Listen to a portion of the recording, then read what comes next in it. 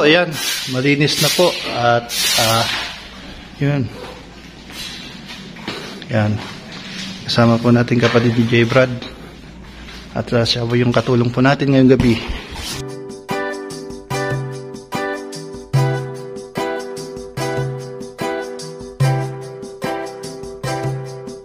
Ayan po, magandang umaga, good morning, tanghali sa lahat po nandito sa ating channel.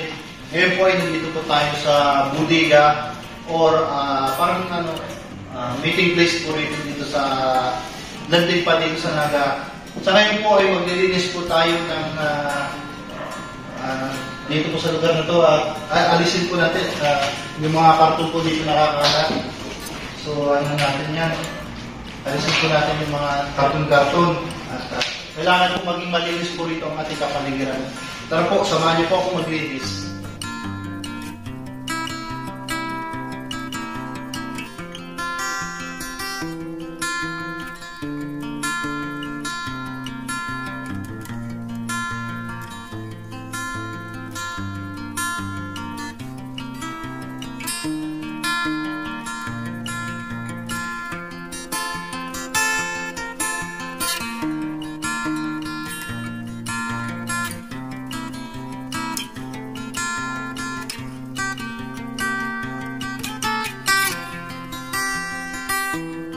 Nilinisan po natin kasi gabi na po kami nakapunta rito kasi nagtinda pa po tayo kanina.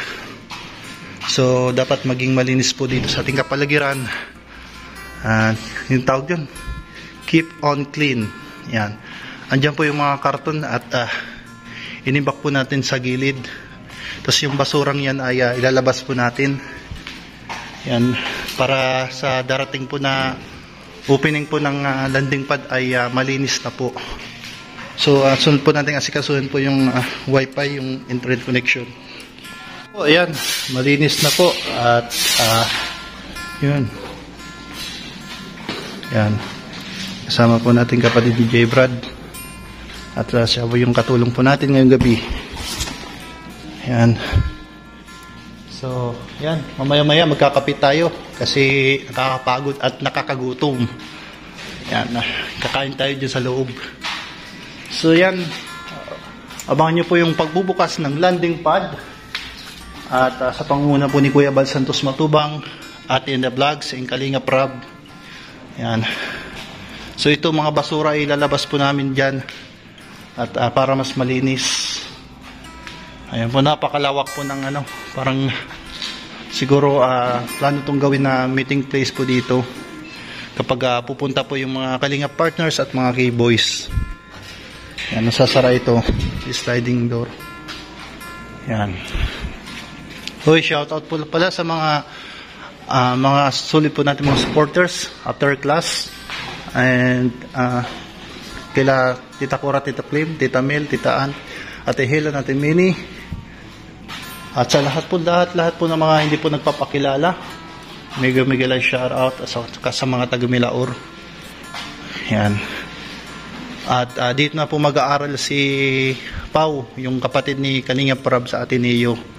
So malapit ng pasukan kaya tamang-tama. At maganda rito ay malapit po sa paaralan. Ayan. Mamaya ilalabas po natin itong mga basura. Ang mga naimbak na basura rito. Yan. Tapon natin yan mamaya. Paglabas po natin, bago po natin ito iwan. Yan.